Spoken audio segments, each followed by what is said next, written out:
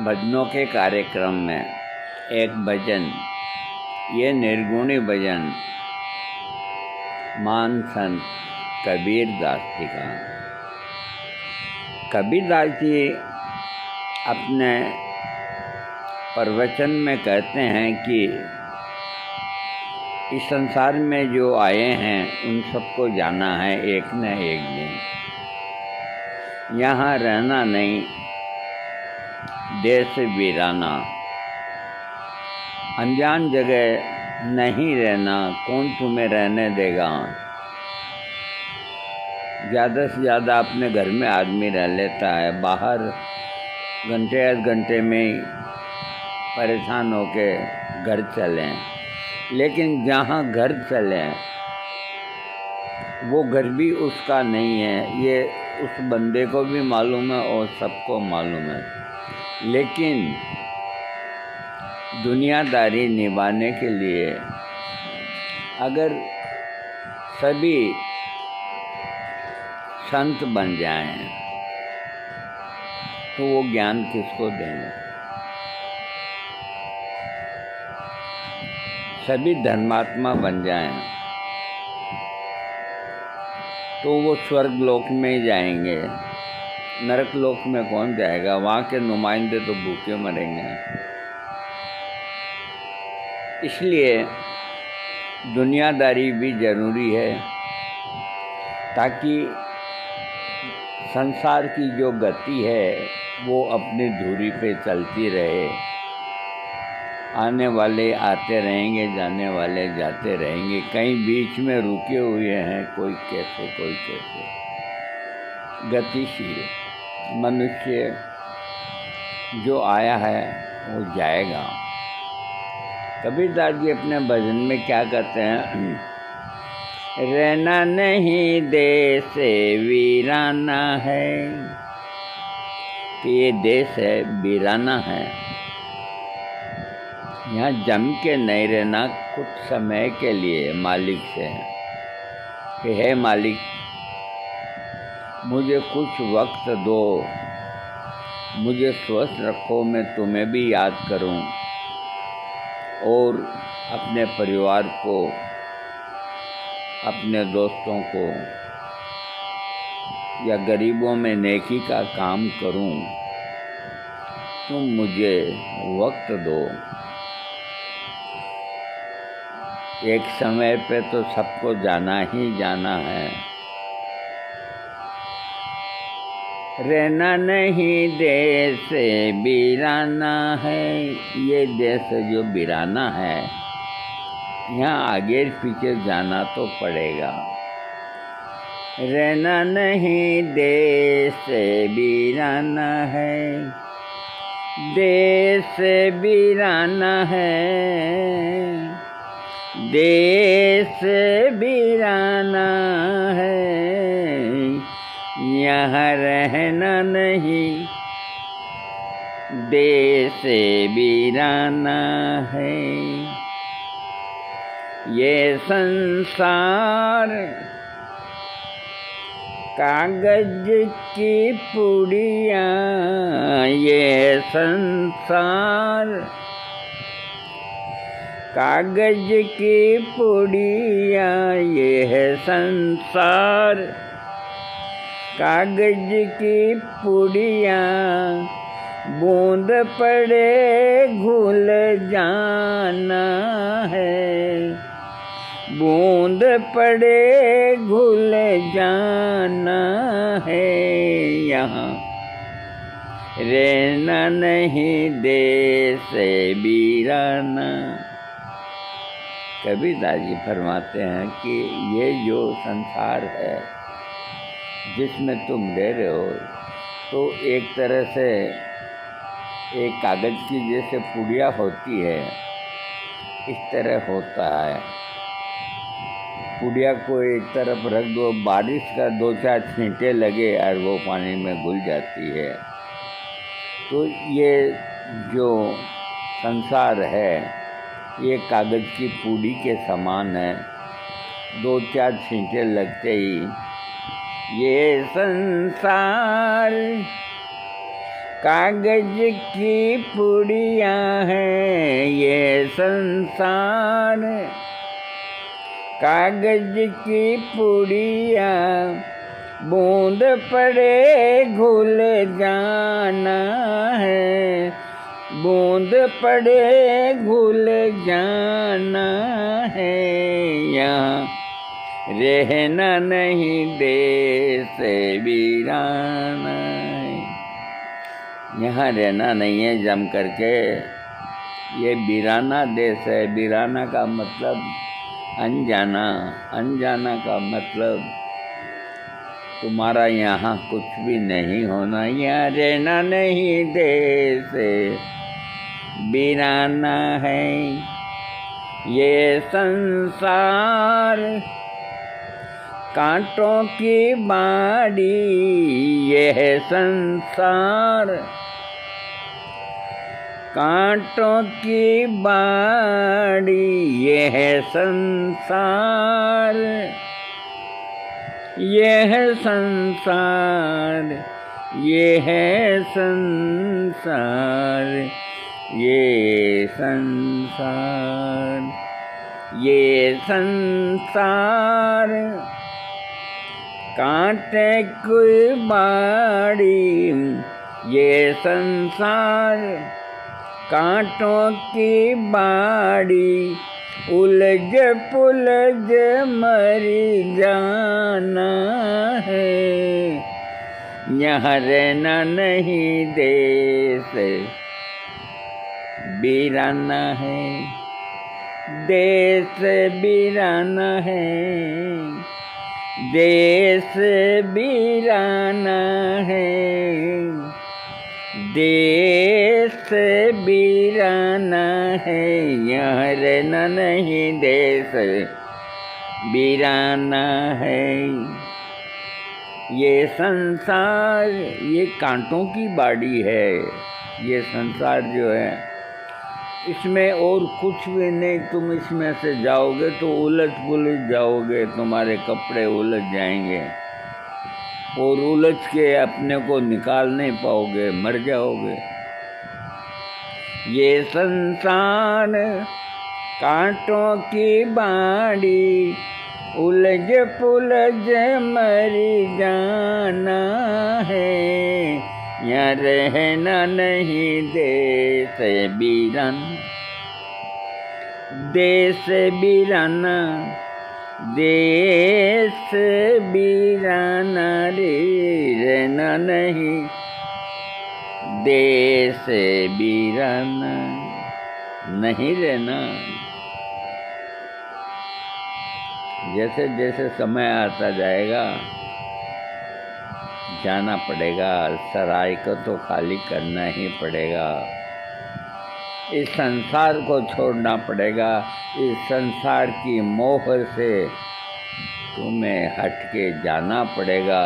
तुम कितने भी जतन कर लो, कितने भी उपाय कर लो, बाकी जब उसका बुलावा आएगा तो तुम्हें कोई नहीं बचा पाएगा। एक बार हकीम, जो सबसे बड़े हकीम थे, सुलेमान साहब, हकीम सुलेमान, उनको मालूम पड़ गया कि मृत्यु शायद निकट है, आ रही है मृत्यु। तो यम के दूत पहुंचे उनके यहाँ। वो चक्कर में पड़ गए। देखते हैं कि 12 कुर्सी लगी हुई है और 12 कुर्सियों के ऊपर, सबके ऊपर एक एक हकीम लुकमान विराजमान है। रहना नहीं देश वीराना, देश वीराना है, देश वीराना है। यार रहना नहीं देश वीराना। यम के दूत चक्कर में पड़ गए। लाने के लिए तो सुलेमान खान साहब को था, एक जने को, यहाँ तो 12 बैठे हैं, अब क्या करें। वापस चलो, 12 को तो ले जा सकते नहीं, हर किसी एक को ले जाएंगे, गलत हो गया तो वैसे मरे। वापस चलो। वापस गए। ये संसार झाड़े और झांकर, ये संसार झाड़े और झांकर, आग लगे बरी जाना है। बरी जाना का मतलब जल जाना होता है। ये संसार है झाड़ और झांकर, जैसे सूखा घास और झाड़ियाँ होती है ना, थोड़ी सी आग लगी, चिंगारी लगी और पूरा का पूरा राख हो जाता है। ये संसार झाड़े और झांकर, आग लगे बरी जाना है, आग लगे बरी जाना है। यहाँ रहना नहीं देश बीराना, देश बीराना, देश बीराना, रहना नहीं देश बीराना। तो यम के दूत लौट गए। यमराज ने पूछा, भाई क्या हुआ, उनको लेके नहीं आए हकीम साहब को? सबके माथे नीचे हो गए। साहब हम क्या करें, वहाँ तो 12 हकीम बैठे हैं, एक ही शक्लें हैं सबकी, किसको लाएं किसको न लाएं? क्या लाना तो पड़ेगा। उन्होंने अपनी माया से, अपनी औषध से, अपनी दवाओं से, अपने हकीमी बल से 12 बना दिए। वास्तव में हकीम लुकमान, हकीम लुकमान कि तुम दोबारा जाओ, कि फिर के एक काम करना, कब बोलो, रहना नहीं देश बीराना, कहते कबीर सुनो भाई साधु, कहते कबीर, कबीर, कबीर, कहते कबीर,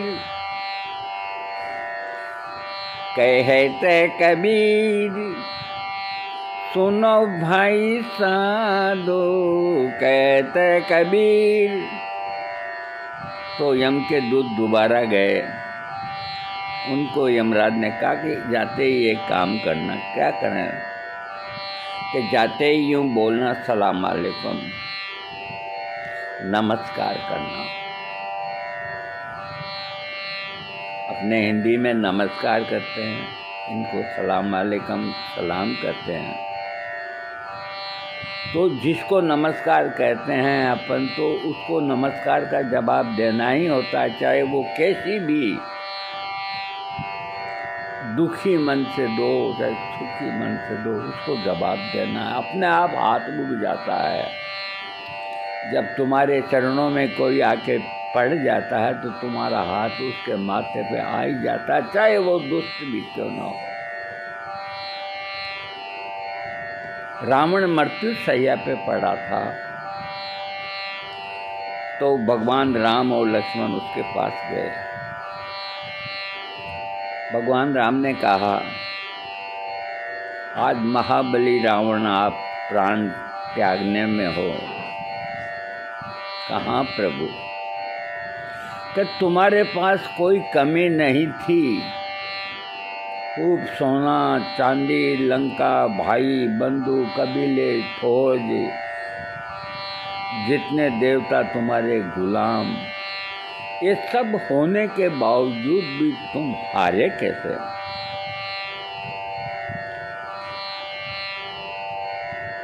कि प्रभु राम, मैं नहीं हारता, मेरे पास सब कुछ था।